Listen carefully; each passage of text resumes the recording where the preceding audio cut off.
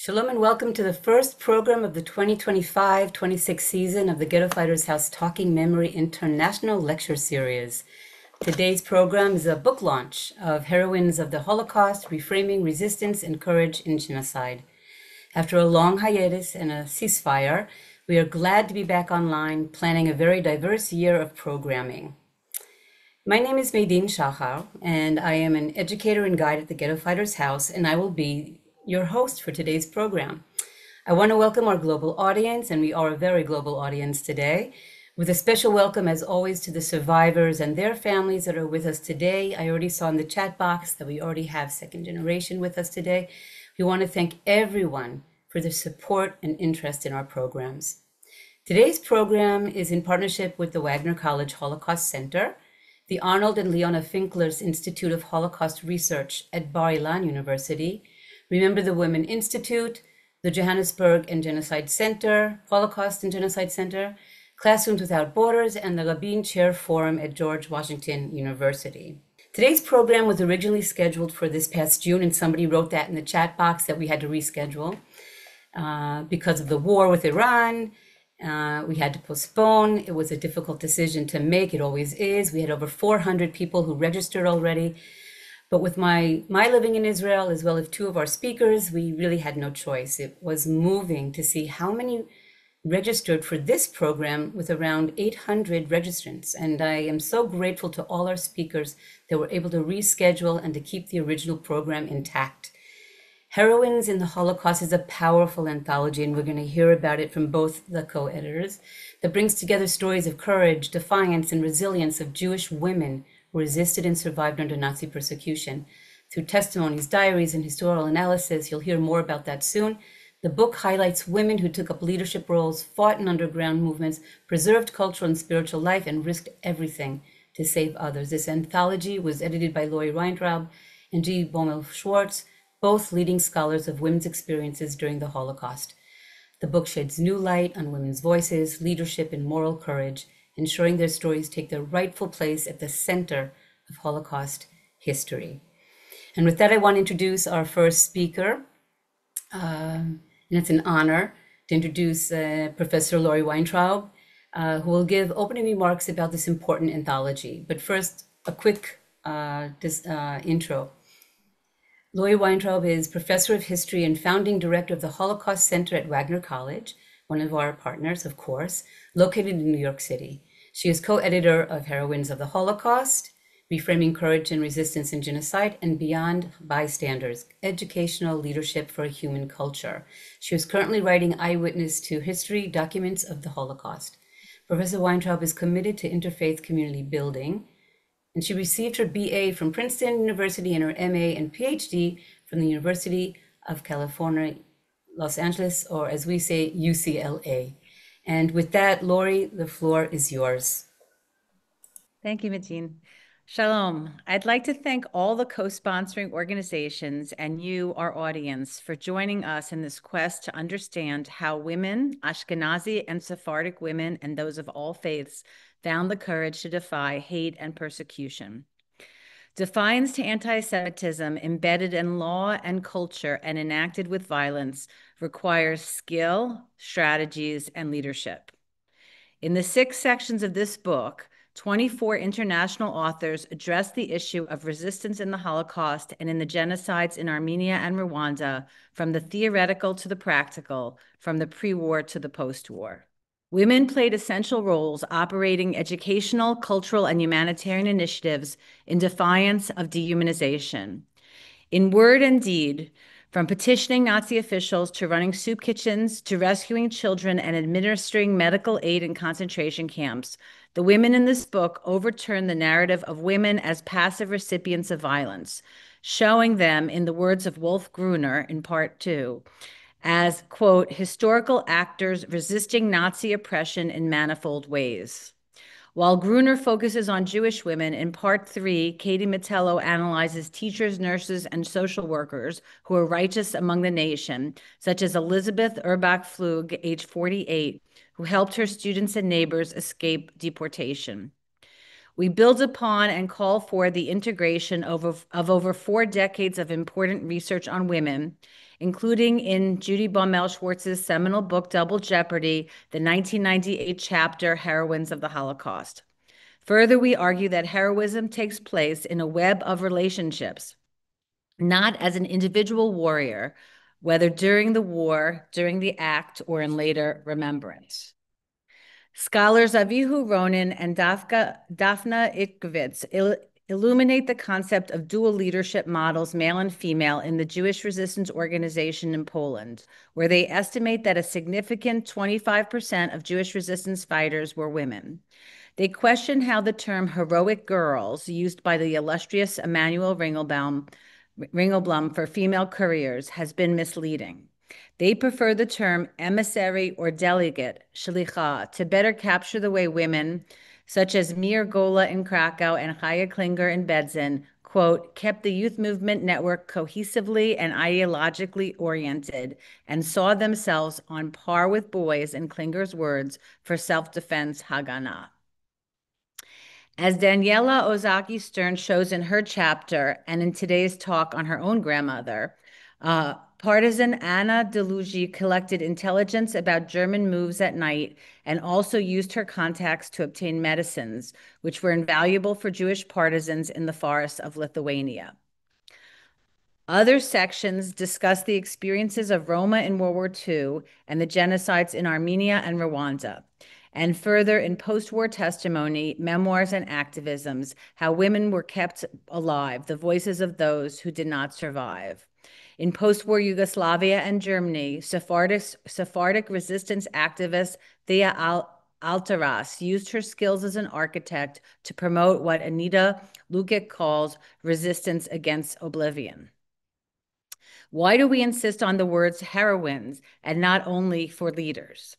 During the 1943 uprising, an illegal Polish radio broadcast heard in the ghetto by the ZOB praised the Jews of Warsaw with these words, quote, they had risen up against the Germans and were fighting with a courage unparalleled in history. Zivia Lebetkin later recounted and reacted to this in her post-war testimony, saying, quote, these heroes, unequaled in human history, were at that moment lying stretched out on the floor. They didn't see themselves as heroes at all. And yet few who heard Lubetkin speak after the war, or who read the reflections of Oneg Shabbat writer Rachel Auerbach, would question that in their words and deeds, they both documented heroism in daily life and embodied it. So did Vlad Gamid, who we will hear more about today. These eyewitness accounts and the remembrance of heroines, of community building and leadership skills of courageous women is kept alive for future generations in the Ghetto Fighters House, in the Remember the Women Institute, and in the Wagner College Holocaust Center. We call for more attention to these acts of heroines, which shift our gaze and redefine the perpetrators of atrocities. While highlighting those who inspire us with their courage, we better understand how they found strength to fight, and perhaps how we can too. Thank you. And thank you, Lori, again, for the introduction to the book. Our second speaker is Professor Judith Baumel-Schwartz. Unfortunately, she wasn't able to be with us this evening, so she pre-recorded her presentation, her opening remarks. But before we listen to her, and I've listened to it a few times, it's fascinating, just a few words about Professor Baumel-Schwartz. She is the director of the Arnold and Leonel Finkler Institute of Holocaust Research, also a partner with us this evening, the Abraham and Edita Spiegel Family Professor in Holocaust Research, the Rabbi Pinchas Brenner Professor in Research on the Holocaust of European Jewry, and Professor of Modern Jewish History in the Israel and Golda Kozhitsky Department of Jewish History and Contemporary Jewry. She is also the consulting historian and curator of the Museum of Jewish Heritage in New York. She has written and edited numerous books and articles about the Holocaust and its aftermath, including the co-edited anthology Heroines of the Holocaust. Hello, everyone, and welcome to our book launch for Heroines of the Holocaust. What is the definition of a heroine? Let's start with definitions. Well, according to the dictionary, I'm reading this to you now, it says a woman admired or idealized for her courage, outstanding achievements, or noble qualities. Is there any difference between a hero and a heroine, or is it just a female hero? What makes a woman into a heroine, and specifically, what makes a woman into a heroine during the Holocaust? Well, this is what our book is all about, and I'm just going to give you a little taste of some of the things that came up as we were writing the book and that you can read about when you read the various chapters. Well, here's an example. Let's talk about Holocaust heroines that we know. The only thing is, there is no such thing as one paramount Holocaust heroine worldwide. Holocaust, World War II, we're talking about the same period of time. If I would ask that question in the United States, there's a good chance that I would hear Anne Frank as an answer, or maybe Hannah Senesh. Those are names that people know. If I would ask in Israel, there's a good chance that someone would say Hannah Senesh or Tzivia Lubetkin, possibly. And there's an article about her in the book. However, if I would ask that question in Russia or Ukraine or someplace in the Eastern, what used to be the Eastern Bloc, the answer that I would get would definitively be Zoya Kosmodemyanskaya. Now, most of you are saying, who in the world is that? Well, if you ask anybody who studied under the Soviet regime, that was the heroine of World War II. Her story was very, very similar to those of the heroines that we know about, the Holocaust heroines in the West, who didn't come out alive, like Hannah Senesh, let's say, or Anne Frank, but in this case, we're talking about a partisan, a fighter. Why did I bring this as an example? Simply to show you that the definition of a heroine may be the same in the dictionary. However, if we're talking about examples of heroism, of women's heroism during the Holocaust, during the Second World War, it's going to be culturally determined. And it's going to depend on lots of factors and not necessarily that woman having been, let's go back to that definition. What did it say exactly?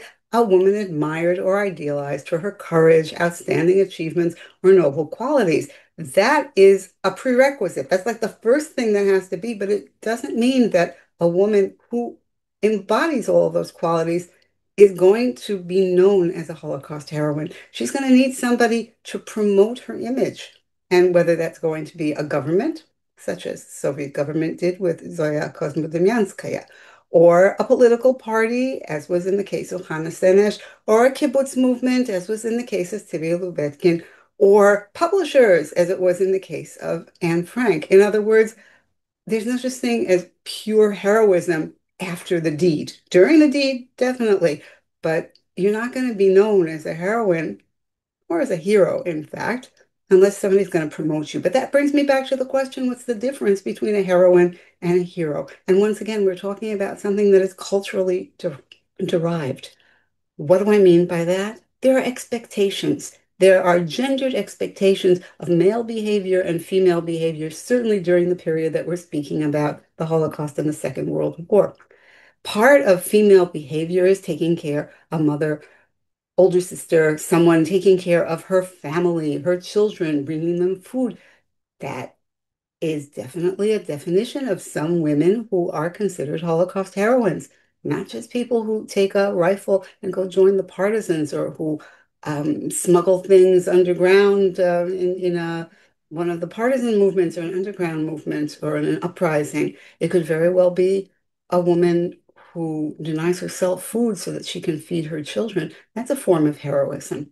However, there's a flip side to it, and that is that if a woman doesn't behave according to the gendered expectations, is she considered a heroine? There are questions like that that'll come up in the book. I don't want to go into them in the very few minutes that I have now, but there are lots of dilemmas, and we deal with those dilemmas in the book. Some are insolvable, but we put them on the table, we discuss them, and I'm sure that you will enjoy reading and learning more about such a subject. So thank you very much, and I hope you all enjoy the rest of this event. I wanted to say again, thank you to Judy for this thought-provoking concept. What are we really talking about when we talk about a heroine, and how we need to promote that? And I hope that that's what we're doing today, right, Lori? That we're actually, this book launch is a promotion, and many of our partners know that over the years, over the past 5 years, it's been one of our goals to tell her story and not just his story. So I'm really happy that we have this occasion today. And so with that, after hearing from both editors, we're now going to go to our next speaker, who is one of the authors of a chapter. So I want to introduce her. And I'm happy to introduce our next speaker, Dr. Daniela Ozacky Stern, a dear colleague. She has contributed a chapter to the book entitled Heroines of the Forest, Jewish Women in Partisan Units in Lithuania and Belarus. Fascinating chapter. Dr. Daniela Ozacky Stern is a Holocaust studies and modern Jewish history scholar specializing in Jewish resistance, currently a lecturer at Western Galilee's College's Holocaust Studies program and Spiegel Fellow at Bar Ilan University. She earned her PhD in Jewish history from the University of Haifa, focusing on Jewish partisans in Lithuania and Belarus. Her master's degree from Tel Aviv University examined Nazi propaganda under Joseph Goebbels. Following postdoctoral research at Yad Vashem and serving as an archive fellow at the Fortunoff Archive at Yale University, her published works explore Holocaust history in Eastern Europe, documentation, diaries, and archival materials. She serves as book review editor of Jewish Culture and History as well. And with that, I want to give the floor to Daniela.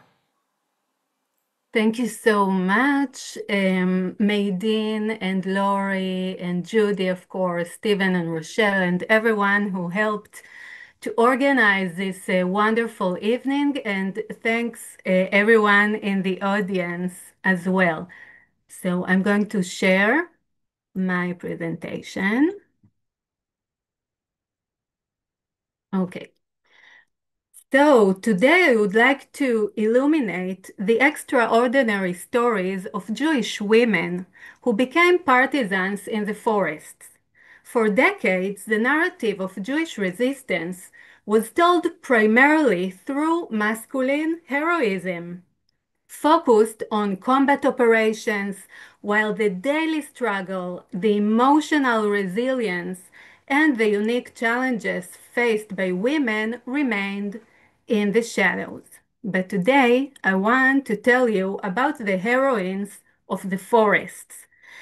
Women who faced not only the same dangers as their male counterparts, but additional obstacles that tested their humanity in ways we can barely comprehend.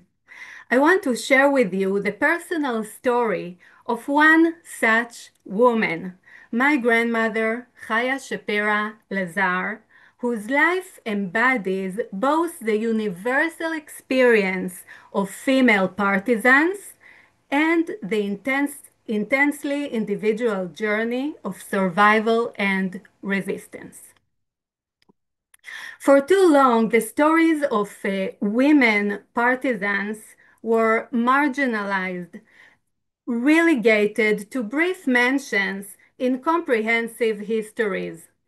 This began to change only in the 1980s and 1990s when survivor testimony projects finally gave voice to ordinary women, not just the famous leaders, but the many women whose individual acts of courage, adaptation, and survival created a tapestry of resistance that we're only now beginning to understand. Through testimonies and memories, we discover that women in partisan units navigated three distinct frameworks of experience. Some maintained gender continuity, using traditional feminine skills, cooking, nursing, mothering, as their pathway to acceptance and contribution. Others completely disrupted pre-war conventions, becoming fighters, intelligence couriers, and saboteurs. Most switched between these roles as circumstances demanded. To understand the magnitude of what these women endured, let me take you back to where my grandmother's story begins. Vilna in 1924, when Chaya Shapira was born on New Year's Day. Chaya grew up in what she would later describe as a warm, educated, and proud Jewish family. Though not deeply religious, they valued Jewish tradition and culture, but this world was about to vanish. When the Nazis invaded Vilna in June 1941, Chaya's life, like that of other Jewish women, changed overnight. The city that had already been shaken by Soviet occupation now fell into the grip of terror. In September 1941, Chaya and her family were forced into the Vilna Ghetto. Even in the ghetto, Chaya remained alert, engaged, and hopeful. Her mother's skill as a seamstress helped keep the family alive. Chaya found work in a ghetto kitchen, both a source of food and, crucially, a meeting point for resistance activities. It was there that she came into contact with members of the FPO underground, the United Partisan Organization. Nothing could prepare Chaya for September 23, 1943, the beginning of the final liquidation of the Vilna Ghetto. This was the moment that would define not just her life, but the lives of many women who faced an impossible choice: submit to deportation and almost certain death, or take their chances in the unknown wilderness of the forests. Chaya made a decision that required extraordinary courage. She would escape alone and try to reach the partisans. She left behind her family, not knowing their fate. That pain, the unanswered question of her parents' destiny, would haunt her for the rest of her life. Chaya's escape was an example of quick thinking and adaptability that defined successful female partisans. She hid in attics, deceived German soldiers, and eventually disguised herself as a peasant girl in a moment that she would later describe as both liberating and heartbreaking. She removed her yellow star from the clothes. The physical journey to the forest was harrowing. She wandered through rain and mud, barefoot, cold, and starving. She encountered people who helped, others who looked away, and some who mocked her suffering. At a certain point, she discovered the dead body of a fellow escapee, a young woman she had known murdered just meters from potential freedom. These experiences of escape reveal something crucial about women's partisan experience. They had to master not just courage, but deception, disguised, and an almost theatrical ability to become someone else entirely.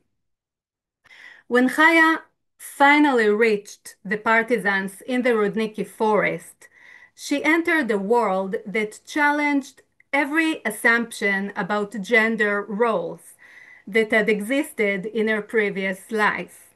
Here, in the forest, women learned to use weapons, participated in sabotage operations, and took on responsibilities that would have been unthinkable just years before. But this supposed equality came with constant scrutiny. As partisan survivor Chasya Vershevchik testified, we constantly aspired not to stay behind the men. We were also careful not to show any weakness. Women had to prove themselves and try to surpass their male comrades to be accepted. This pressure to constantly demonstrate worthiness was a burden for Jewish women.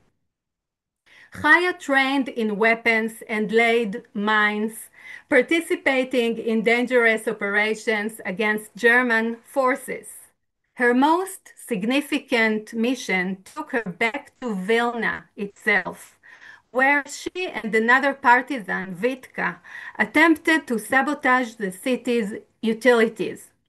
Though the mission was cut short, they succeeded in rescuing approximately 60 Jews still hiding in the ruins of the ghetto, an act of heroism that she would remember with immense pride for the rest of her life.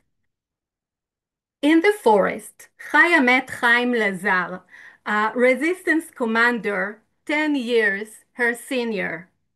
Their relationship exemplifies one of the most complex aspects of women's partisan experience: the search for protection and partnership in an environment where both were matters of survival.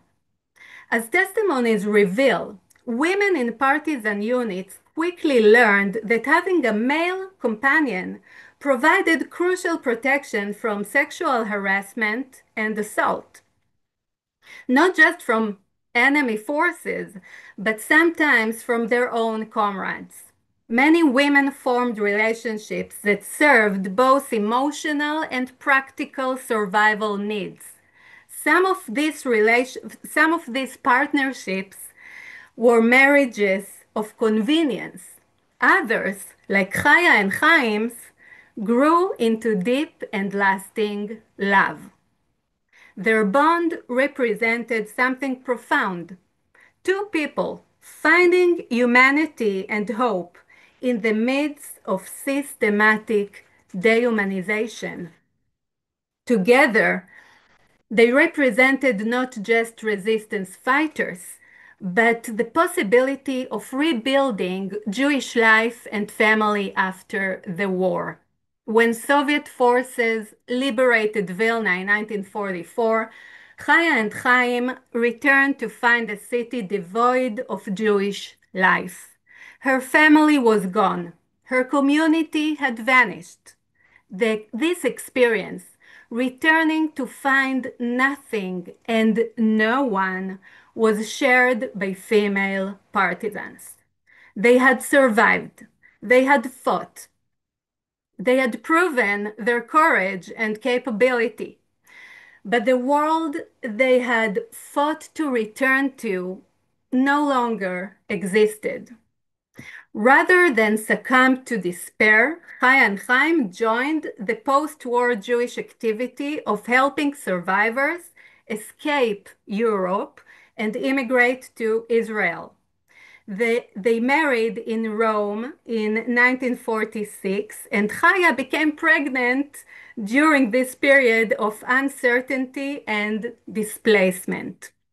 Despite everything she had endured, she was adamant that her child would be born in the land of Israel. In her 9 months of pregnancy, she boarded a crowded ship bound for Haifa. Upon arrival, she went straight to the hospital and gave birth to her daughter, whom she named Sarah, after her mother who had perished in the Holocaust. In Israel, Chaya's resistance took on a new form. She became a journalist. When she was chosen to cover the Eichmann trial in 1961, it was not just professional assignment, it was a personal justice. We who were there, she wrote, do not need documents. Each one of us is a document. Together with Chaim, she gathered testimonies, uncovered archives, and preserved the stories of those who had fought. She paid particular attention to overlooked stories, like the role of Beitar fighters in the Warsaw Ghetto uprising, traveling even to communist Poland to uncover truth and give voice to those forgotten heroes. To sum up, Chaya's story illuminates patterns that were common to female partisans. These women faced what historian Daniela Ozacky calls the sequential framework, constantly switching between traditional and revolutionary roles as circumstances demanded. They dealt with challenges that were uniquely feminine, maintaining hygiene in forest conditions, avoiding or managing pregnancy, protecting themselves from sexual assault, and finding ways to contribute that would earn them acceptance and respect. The testimonies reveal a constant tension between wanting to prove equality with male fighters while also recognizing that certain traditionally feminine skills could be valuable survival tools. Chaya never saw herself as a hero, but she lived heroically. This reluctance to claim heroic status was common among female survivors, reflecting both personal modesty and a society that was still learning to recognize women's wartime contributions as legitimate forms of resistance. But what is heroism if not this? A young woman who lost everything, yet built a life filled with love, dignity, and action. A fighter in the forests who became a mother in a new homeland, and a historian of a generation nearly lost. Someone who refused to let silence bury the stories of resistance, who insisted that the world remember not just the destruction, but also the defiance. Chaya passed away in 2003 at the age of 79. I was the one who actually found her. On the day of her sudden death, her desk was still covered with translated documents and notes for her next project. She never stopped working, never stopped telling the story, not just her own, but of the many women like her who defied extinction and insisted on life. Thank you so much. This time I remembered to turn on the audio. Daniela, thank you so much for your presentation. And of course, the personal story. I don't know where you find the time to keep writing, but please write down Daniela's name. Look for her chapters, her books, her articles. She is an amazing researcher, and she's bringing to the forefront such an important part of Holocaust history. And I'm so glad that she has a chapter in this book and that she told us about her grandmother. Wonderful. And meanwhile, while I'm introducing our final speaker, Daniela, take a look at the comments and the questions, and we'll get back to that afterwards. So right now, I want to introduce our second speaker, who has also contributed a chapter to this book. It's going to be a little different this time. We're going to have more of like a question interview type of dialogue. So I just want to introduce Dr. Stephen Mead, but he will be in conversation with Lori Weintrob after the introduction. So Dr. Mead contributed a chapter, Why We Need Heroines, Reflections on My Mother Vlatka Mead, and we've already heard her name through Lori. He will discuss his chapter with Professor Weintrob. but just a short introduction to who he is. He's actually a retired internist and rheumatologist, an active advocate for Holocaust education and remembrance. He is the son of prominent Holocaust survivors and resistance fighters Vlatka and Benjamin Mead. Dr. Mead is a prominent figure in continuing his parents' legacy of Holocaust remembrance and education. He is involved in organizations like the American Gathering of Jewish Holocaust Survivors and the Warsaw Ghetto Resistance Organization, which his parents helped found. He is also a founder of the Second Generation Group in New York City. He has spoken widely on his parents' experiences and the history of the Warsaw Ghetto. After retiring from his medical practice, he became involved in retranslating his mother's memoir, On Both Sides of the Wall, from the original Yiddish. Dr. Mead has also appeared in public media and discussions, including the documentary film Resistance, They Fought Back, to share the stories of Jewish resistance during the Holocaust. And I just want to add that I remember when I just started working at the Ghetto Fighters House over 25 years ago, and I heard about the Vlatka Mead seminar at the museum, a seminar that Vlatka Mead incorporated into the three-week Holocaust study trip for American teachers to help them better understand the tragic period and relay their findings to their students.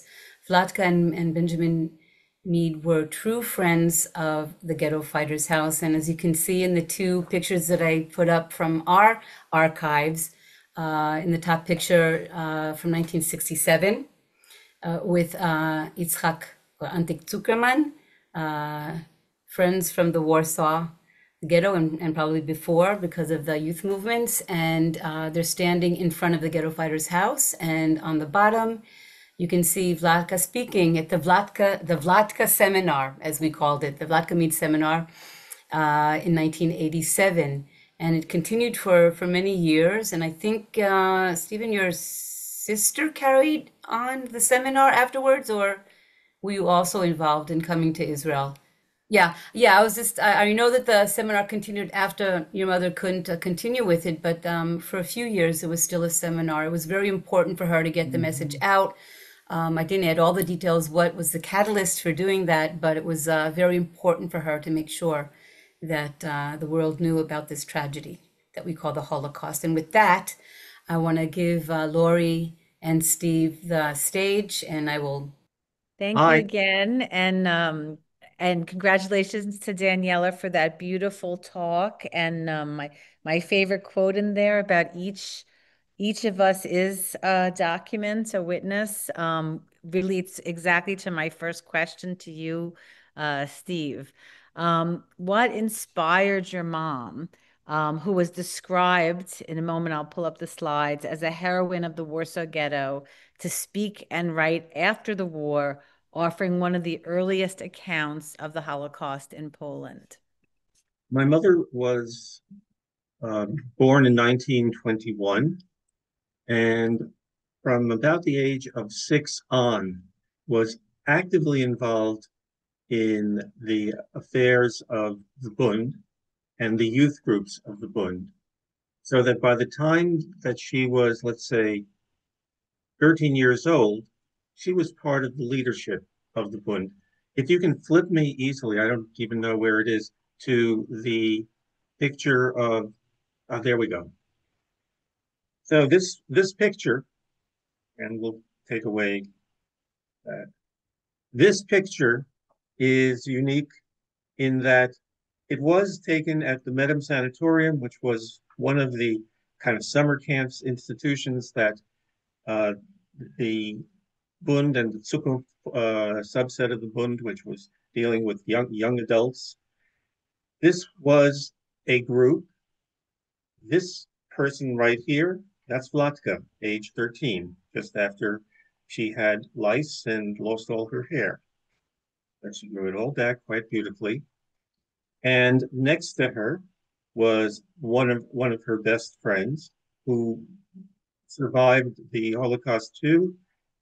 Over here is another one, and I'm hesitating about names because right this split second I can't remember these two with their names. But this one up here is Marek Edelman.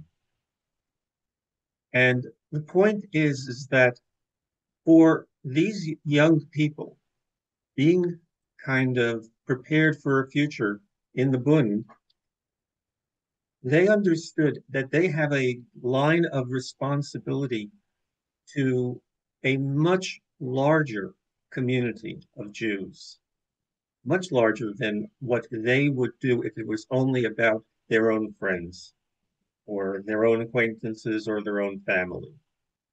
So Latka, who had, at this point, she did maintain a diary, but none of it was ever saved.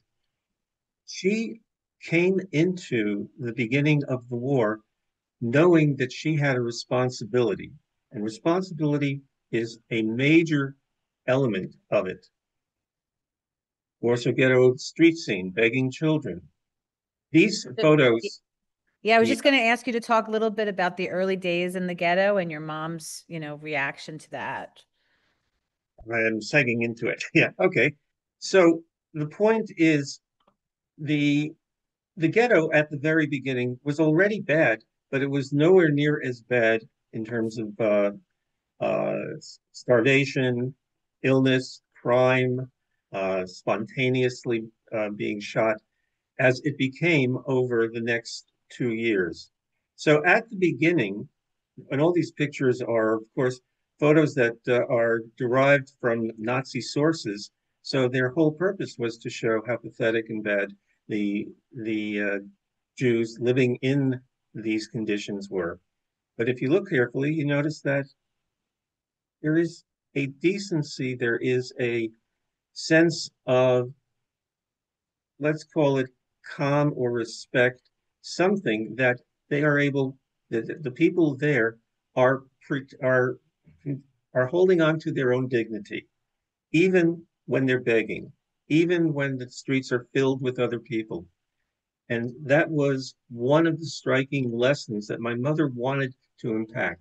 She wanted to make the people of the world, and certainly the people of the ghetto, understand that even in these horrible conditions, they should be proud about the fact that Jews still take care of other Jews. And for her, at this age, now she's about 18 or so, that was a major achievement to teach Jewish literature. These were my mother's parents. And so tell us, at what point was she helping to take care of them, involved with them? She was not taking much care. They let her go from a very early age to do her activities with the political groups of the time, particularly the Bund. So she was actually out of the house by 1942 at the age of whatever she was, 21. 21 or so. And she had to because she had already been picked up by the Jewish police as a troublemaker. And she was told that if you come home, we're going to take you. So she hid out with all of her comrades and friends. That said, what she had as her gift to give to the people was a intensively well-developed sense of knowing what needed to be done in any kind of situation, knowing when to hide, when to run, when to make some kind of relationship with somebody else. This is just a picture to remind people that the entire Warsaw Ghetto, all 450,000 people, were being squeezed into originally an area that was about the size of Central Park, 820 acres or so. Over time, as whole sections of the ghetto were closed off, the numbers got smaller and smaller. During this time, one of the things that people wanted to have done is that there be some record of how horrible things are things are in the ghetto. And that's the purpose of this, the purpose of having the Oneg Shabbat, the making sure that there would be, even if nobody survived, there would be a written, extensive document, thousands of pages long, just describing what life was like in the ghetto throughout those years. Smugglers just mentioned the idea that whatever amount of food was officially being brought into the ghetto was hardly available. There was great starvation there. And there was a certain amount of flamboyance about the people who were going over the top of the fences and trying to bring more food into the ghetto. And eventually, that is how Vladka brought in, when she was working, uh, she brought in uh, guns and ammunition and explosives. She also went over the top of the ghetto wall. You see on the right in that picture that there is a wall. She would bring she would bring people out of the ghetto, usually children, wives, pregnant women that could not survive within the ghetto. She was basically their guide, their protector. There's the person who got them out. And what qualities do you think enabled her to be effective on these important missions? Or what do you think were some of her most important missions? What was the most important skill that she had was she had the proper term. She had balls of steel. She had she was she was afraid of many things, but not afraid of anything. She would just continue and do whatever was necessary. If it was a child under her care, to take care of that. If it was obtaining a gun, to do that. Although she never fired a gun, she was there making sure that whatever was necessary for the community as a whole, whatever she can provide, she would provide. Uh, just looking for where we are with time. It's do I We're have nine more and a than half 2 minutes? minutes. Yeah. Do you want me to go on to this story, the chapter itself? You can, and then Yeah. I'll jump right back in. We're doing. Yeah, this was some in your chapter. You chose to include one particular section from her testimony, which I've spread out onto 2 slides. Did you want to read this and comment on it? Okay. So after the ghetto uprising, there were some survivors of Mila and places around it. And one of the major people who was there in the leadership was Abrasha Blum. And once the ghetto was completely destroyed, Abrasha tried to survive with the other fighters out in the forest, but the forests were really just scrub.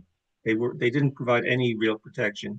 And so he Abrasha came back to Warsaw, to the Aryan side, and his intention was to have a hiding place there. But unfortunately, on the very first night or actually the first week, uh, they were betrayed by the other people who lived in the building, and Blum was arrested, and Vlatka, who was pretending to not be Jewish, was arrested too. And unfortunately, as they tried over that night to escape from their house and get away, they were using. I'm sorry, they were using. Yeah, I occasionally do get stuck on a word, and that word is sheets and blankets.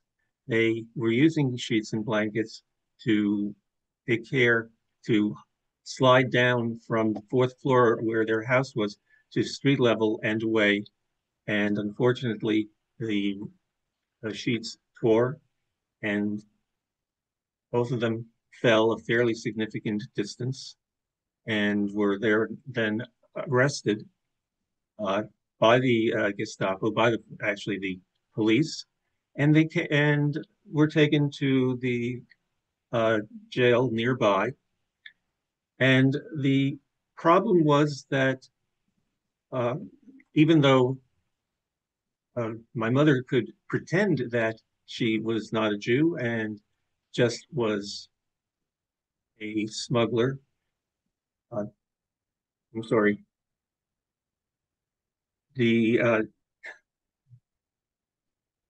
Rasher Bloom, on the other hand, was really banged up and was taken away and unfortunately killed by the Gestapo that day. The point of it is that Vlatka, who was expecting to be killed too, was released and was able to go back into her areas in the on the Aryan side. And when she did do that, uh, she went to find Benjamin Mead, my father, Benjamin Międzyszewski. They were a couple, and she said, "Look, I'm here. I've had another bad experience. I just wanted you to know about it because I've got to leave. I've got other jobs that I've got to get done." And that was sort of an illustration of her commitment to, no matter what, she had an obligation to help others. And it was that obligation to help others that kept her going throughout the war. And the obligation to have people know about the facts that had happened in the ghetto and in Poland itself. She had to make sure that a documentation of that was done. It was written as a full book in Polish, not in Polish, in Yiddish in 1948. There were articles written in the years before. And over time, that became her book in English as well. The reason that there's a new book coming out about her life right now, that was a date, what you're looking at right there, is a date between my mother and my father on Platz Teatralny in the outside part of, the outside part of Warsaw on the Aryan side, just outside the ghetto walls.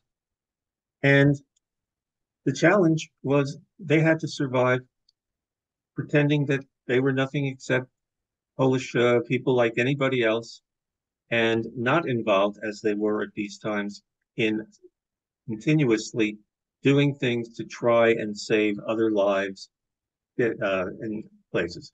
We'll leave the rest of it because we're now at the 7 minutes. Do you want to just say a few words about Anna Wachalska, just for a minute? Wachalska. Anna Wachalska is what we called a righteous Gentile.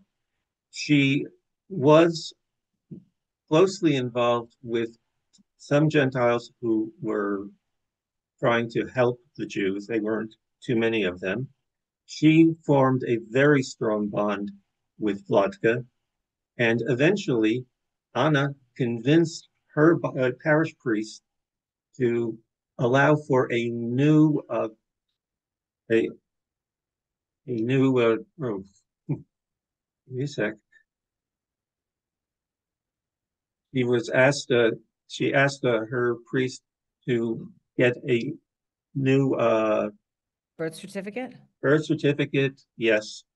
Baptismal certificate was the word I was looking for. And that allowed Vlatka to continue her activities all the way through until the end of the existence of the war, safely, because these documents were well done enough that they were accepted by the Germans. So I want to finish with a quote that is in this book, which was that in 1948, when my mother did publish the book, a reception was done, and the poet H. Laving spoke at the time. He celebrated the book itself, and then he went on, and Vlatka, though she had been there from for it all and witnessed the gruesome horrors did not succumb to embitterment, even in the face of the evil and cruelty of people, the Poles, themselves enslaved, who would not stand up for the embattled Jews. These are things we will not forget. We cannot, and we should never forget. These are things our history must know, so that we know alone how alone we were, how lonely we will be, how we value every expression of mercy, of care, of understanding. And this is what Latka teaches us more than anything else by just being herself. She was the best example, the best model of humaneness, of humanity, of spirit, of heroism, of hope, of a folk hero who is not aware of her own heroism. But blessed are the hands that wrote, blessed are the hearts who endured and carried with them this woman and her memories to America. Blessed may they be. Nope. Yeah, that's it. So do you want to just wrap up with a few words about her contributions as an educator? And these last, just explain these last two photos, maybe what they mean to you. We'll end it there. Okay, so what my mother did for the last 30 active years of her life was to run an institute to train American, mostly high school and college level instructors, teach them how to approach the Holocaust and how to make it meaningful to another generation. That was it. And part of it was, can we just go to the other one? Part of it was bringing people to Treblinka. And that's in the last time that my mother went, that's my son, Latka and Jonathan, at Treblinka. There are not visible in the picture another 40 or 50 individuals from the group. And for most people, having her gave a reality to learning about the Holocaust, learning about the losses, learning about how people survive and take care. Well, thank you so much for sharing those reflections with us. And I think it is incredibly important to remember that she was not only heroic during the war, but afterwards in sharing her story and in imprinting it on so many teachers who have then continued to pass it along to the next generation, these kind of questions. And in fact, on our wall in our Holocaust Center, we have a quote from Michael Berenbaum saying how she was one of those who really made resistance critical and central to the teaching of the Holocaust. So I think that's one of the things that distinguishes her and makes her such an important component of our current conversation about how to integrate resistance and particularly resistance by women. She certainly is a model of that. So there's many more things we could talk about, but thank you so much. And I hope our audience will ask some really good questions as well. Thank you both so much. Again, I read the chapter as well, and if anyone can get to it, it's incredible. We have in the audience two people that I want to introduce. Rochelle, one moment. I want to introduce Simcha Stein. And Simcha Stein was the CEO of the Ghetto Fighters House when I first started working there. And he was there for many years. And he wanted to share some thoughts about Vlatka. So Simcha, you are now our co-host and you can unmute yourself. Okay. It's wonderful to see you. Hello. First of all, hello, Steve. Hi. I would say we are like a brother, considering that Vladka said to me, "You are like my son," and she dictate everything to me what to do. The first I met, Yes. the first I met the Mitz couple on the 70s when it was the international meeting of survival and second generation in the Ghetto Fighters Museum. Ben Mead was on the stage. Vlad Kamid was among the audience, but she was surrounded by people. Vlad was a special, charismatic, personal in a calm way. And I remember that in 84, she came with the idea of this seminar because what's unique in Vlatka was that she said, I want to be busy just with education. Just with education. What I did in the past is a good story, but my contribution will be education. And that's how she came with the idea of this seminar of teachers that started in Poland, and then they came to Israel for close to 3 weeks. And when we first were introduced in Echala Tarbut, she looked for somebody that she can say to the old guys in the Ghetto Fighters House, okay, we are old, but I need somebody from the new generation. So I came with shorts because they called me. Vladka looked at my leg. She said, this is the future. And from that time, we were together. And I want to say one thing. The mixed couple, even they were socialist, Bundist, they created the Ghetto Fighters Friends in United States. They help us to support. And even Stephen was part of the American Friends of the Ghetto Fighters House. And now I will finish with my last meeting. And Stephen, you remember that I came to, you remember, to your parents' house in 58th Street. Yes. And you told me, listen, Vlatka, she's not in a good shape. But she said to me, okay, Simcha, she called me. Let's go around the block. And you remember, she held my hand, you follow us. And she started to run as she was young. And she talked about it. And this is what I remember from Vlatka. She's really, for me, a pillar for education, for the future, for the American teachers, and also for me. So thank you, Stephen, sharing your story. And you are my brother. Thank you, everybody. Thank you so much, Simcha, for coming on. Because really, I'm the next generation. I'm the one that didn't get to meet Vlatka only through stories. So I'm so glad that Simcha could add that perspective from the Ghetto Fighters House and his personal connection as well. I now want to invite Rochelle Seidel from Remember the Women Institute. She's also a partner for today's program and for many programs that we do around the subject of women during the Holocaust. And she's going to actually ask the first question. And Stephen, it's a question for you. And then we also have a question for Daniela afterwards. So we'll continue on. Rochelle? Yes. Before I ask Stephen the question, which I will ask him, I want to say to Daniela that I thought her presentation about her grandmother was very beautiful, very personal, and it's a good litvak. I especially appreciated it, and I wish I knew your grandmother.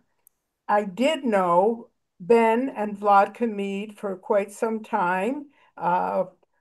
While the Washington Museum was being created and the New York Museum was being created, while I was writing my doctorate on the politics of memorialization.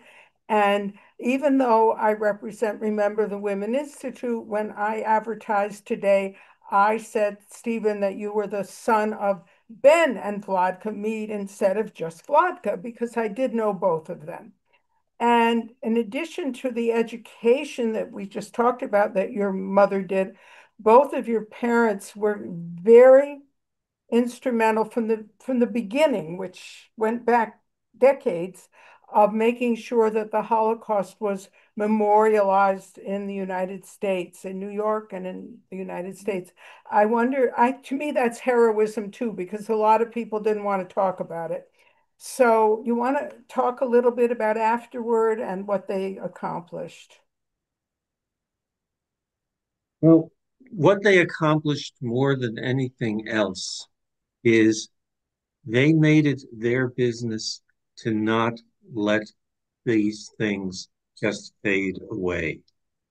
That not only was the Holocaust important in 1945, but it was still important in 1950, in 1955, 60, and so on up, that this was something that was so unlike any previous loss among the Jewish people, among other people, and it had to be commemorated. You couldn't just let it go. And even my now having rewritten the original Yiddish book or memoirs, having written it in a much better English than the English that either she had or I had when I was 18 years old. It's because it's still important that the message is still there, that people can find the book and the passion that was part of the way both my parents thought and acted and tried to do their best, that continues to today. Thanks. Sure. And thank you, Rochelle, for that question, because it was important to also mention Benjamin Mead. I actually saw a question for Daniela. I want to go back to Daniela. Very interesting question. If there's any way religion, if you found that in your research, that religion actually contributed to becoming a partisan, which is a very interesting question about the connection between religion and different roles that women took on. So first of all, thank you again for everyone who are here and stayed until now. I see many Litvaks in the audience, so great to see everyone. So actually, I wrote an article about religion and cultural activities in the partisan forests. And I can send it. It's also, you can find it online. It's available. You can Google it, and we have different examples, of course, and I also wrote about it in the chapter to this book. So definitely yes. And also I saw a question about the Rudniki Forest, which is a very interesting case study of the Jewish partisan resistance and the women who were partisans, because there were quite a few women active in those forests, including Vitka Kempner-Kovner, whom someone also mentioned here, and rightly so. It's in today's Lithuania. It's actually about an hour drive from Vilnius, and you can visit it. I actually did it, I believe, 2 weeks ago, or even less, when I was in Vilnius for a conference. And every time I'm in Vilnius, I have to go and follow my grandparents' footsteps also to the partisan forests of Rudniki. So you can actually do it with a guide, go there and see the Zimlankas, the partisan bunkers. So thank you for the questions. Thank you, Daniela. There's a question here for Stephen, actually from Hank Greenspan, and we're going to do a program with him in a month. Just pushing that. He's asking about your mother being a Bundist, and if she ever, as a Bundist, talked about or discussed or wrote about the radical inequality in the ghetto. You just give me a little bit of a hint as to what radical inequality we're talking about. That Hank would have to describe what he's talking about, what he means. If he's with us still, you're invited to share with us in the chat box. Meanwhile, I just want to let you know that there someone here that there are a few people that knew your parents and also the seminar. So there are a lot of people in here that have a connection. A few people asked about the recording of the program, and I put in the link again. You can get into our YouTube channel, Ghetto Fighters House YouTube, and you'll find all our programs there. If you speak Hebrew, we also have programs in Hebrew. So you're all invited for that. Meanwhile, I don't see that we're getting a question. I mean, what, maybe, aha, usable wealth, access to better food, shelter, etc. There's a chapter in my mother's book where she's going around inside the ghetto, bringing some money, and she is talking to one of the leaders of the ZOB, of Jewish Fighting Organization, and they roll out a pile of jewelry, rings, brooches, whatever. And my mother says, "Well, where did you get all of this?" And the leader explains, we here in the ZOB we know who still has some money. And if you have money, we come and we will take. We will try to make sure that we don't take more than we have to. But in the end, the fighting organization, is doing this for the sake of the entire community. So all that I extrapolate from that is, yeah, even in the ghetto, there were people who still had accumulated wealth or were involved in not so legitimate activities. There's always some money in there somehow. But I don't, at least from my limited experience, I don't think in terms of that was a big variable in the ghetto. There was more brotherly respect than there was being, at each other's throats.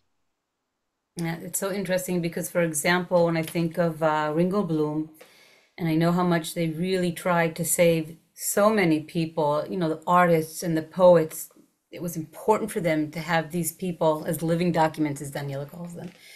Right. And I think it was Chaim Kaplan. He said, I'm starving to death. They're trying to find me work and I'm not working. In the end, of course, he was sent on the transportations, but you see the suffering. I think, like you're saying, that connection and the community feeling. Tzivia Lubenkin talks about that as well. If we weren't a kibbutz, we wouldn't have been able to survive as a fighting organization. So I think what you mentioned is really a really important element. I mean, you can definitely dig deeper into the inequality, for sure, and it's there. But maybe it is better to look at going above that and the brotherhood and the sisterhood that you're talking about. But I do want to thank our speakers today, Lloyd Weintrob and Judy out there. Thank you, the co-editors of this very important anthology, and of course, Daniela, and to Stephen for sharing the stories of the heroines in your lives. There are heroines too, and I'm so glad that we had an opportunity to share their stories with so many people. Of course, I want to thank our partners for today's program, Wagner College Holocaust Center, Lloyd Weintraub, the Arnold and Leona Finkler Institute of Holocaust Research at Bar Ilan University, which is Judy's place, and then remember the Women Institute, Rochelle, and the Johannesburg Holocaust and Genocide Center, the Classrooms Without Borders organization, and the Rabin Chair Forum at George Washington University. So many of you have given us support over the past years to bring these amazing programs out to the public. And of course, I want to thank our audience for being with us today.